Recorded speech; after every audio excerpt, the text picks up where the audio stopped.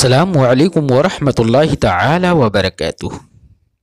مرحبا بكم في حصة ديوان الحماسة من فصل الجامعة الرضوية منزل الإسلام أونلاين.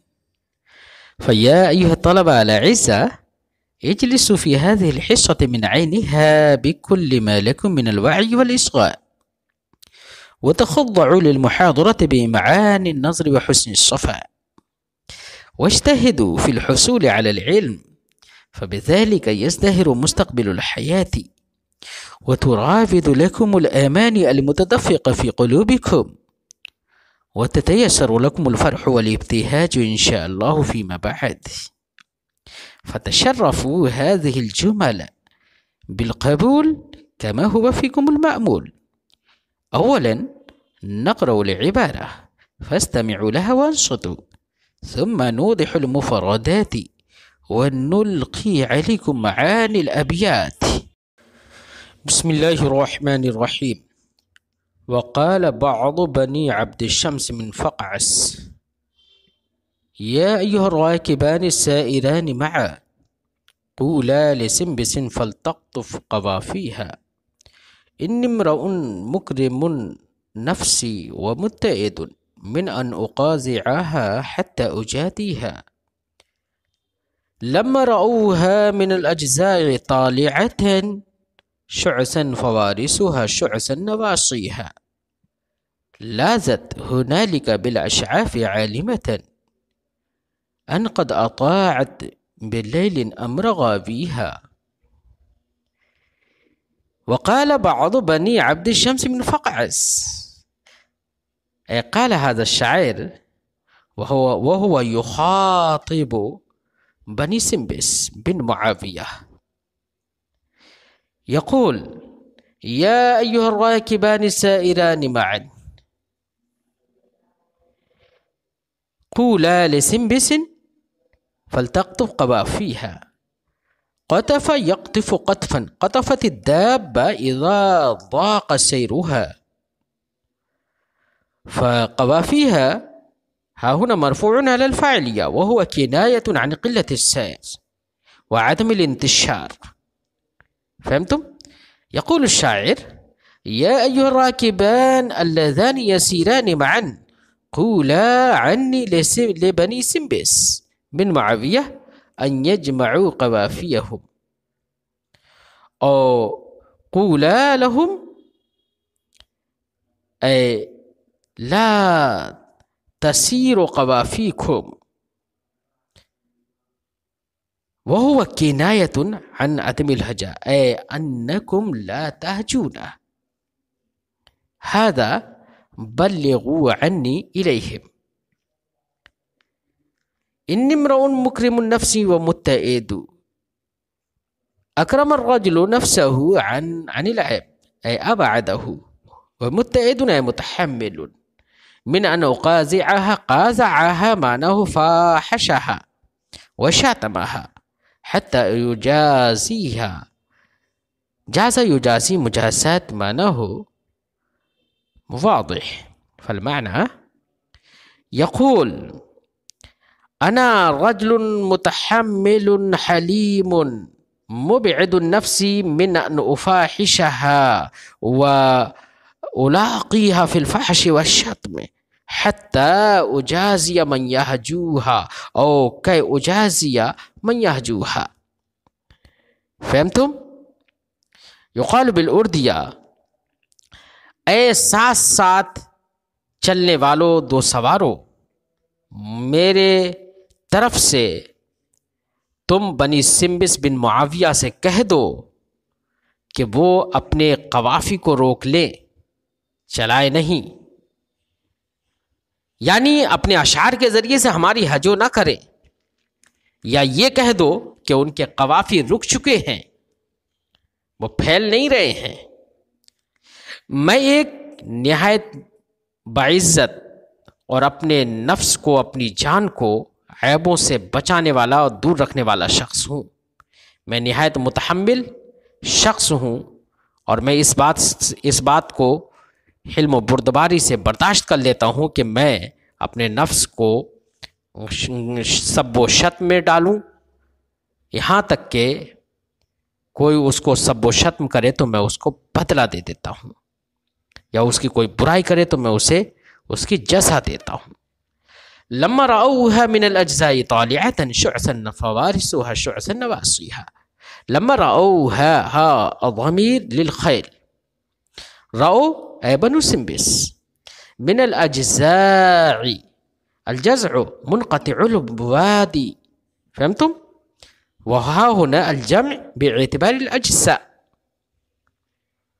يقول الشاعر شعثا جمع أشعث وهو منتشر الرأس، فوارس جمع الفارس راكب الفرس.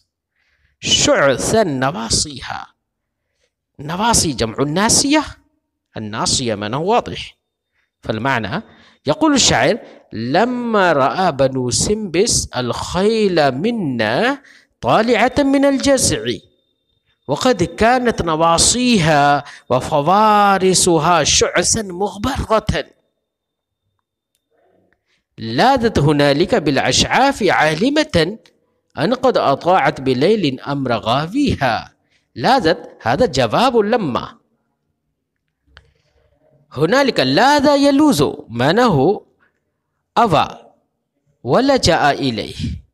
هنالك بالأشعاف، الأشعاف هو جمع الشعف، الشعف هو أعلى الجبل وذروة في الجبل.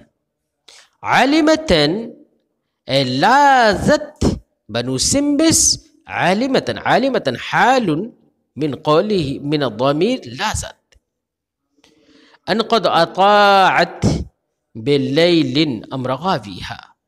أطاع يطيع امتثل بالأمر.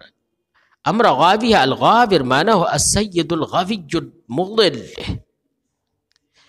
بالليل هو قد ذكر بالاختصاص بالليل، فإن من مزعومات العرب أن كل أمر يقدر بالليل لا يكون له عاقبة محمودة.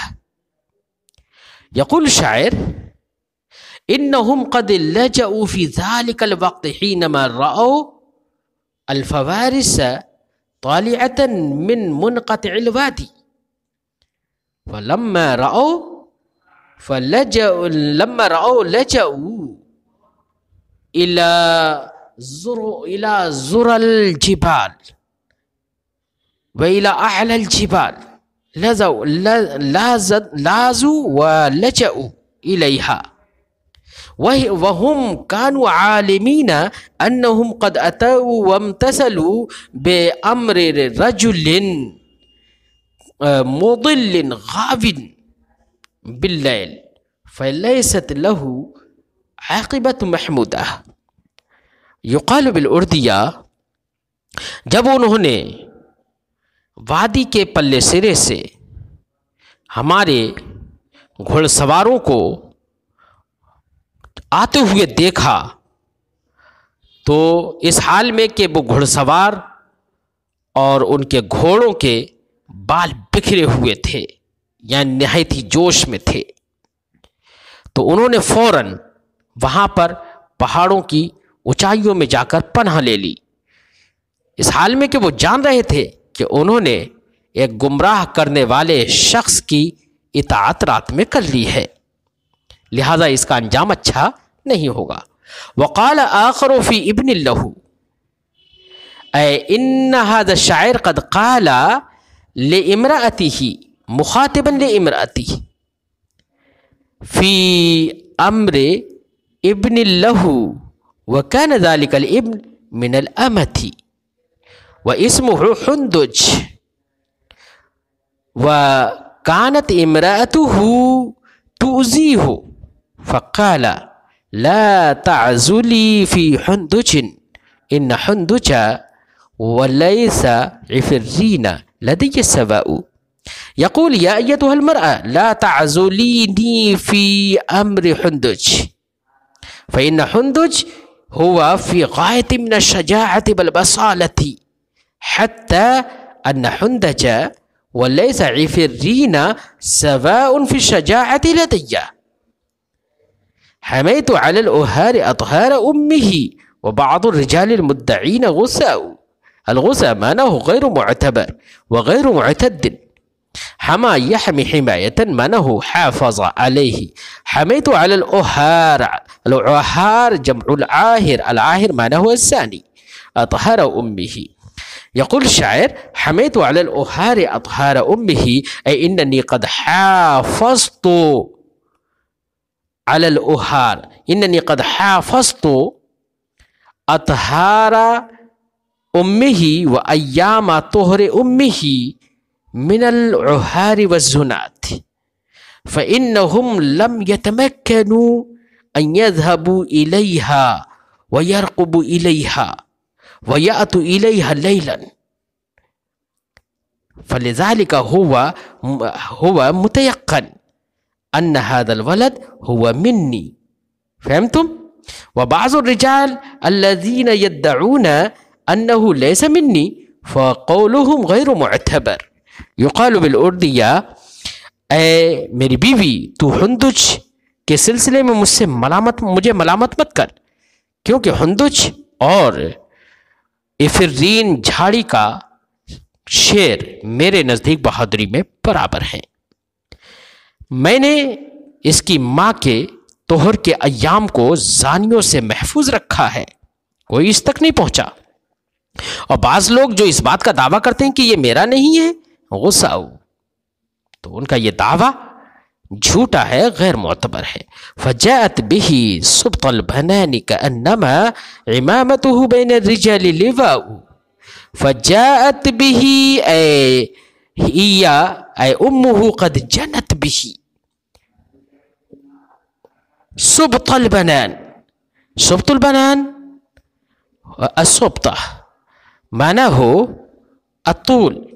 سبط البنان طويل البنان، وهو كناية عن طويل القامة، فإن طويل القامة وطول القامة هو ممدوح عند العرب، والقصر مذموم. يقول: فجاءت به سبط البنان، إنها قد أنجبته وجنته وهو طويل القامة، حيث إنه في غاية من الطول، حينما هو يقوم بين الناس فيرى عمامته كاللواء بين الناس.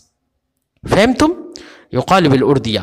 تو اس کی ماں اس کو طویل القامت لے کر آئی، اس نے طویل القامت جنا، اس کا امامہ لوگوں کے درمیان ایک جھنڈا لگتا ہے۔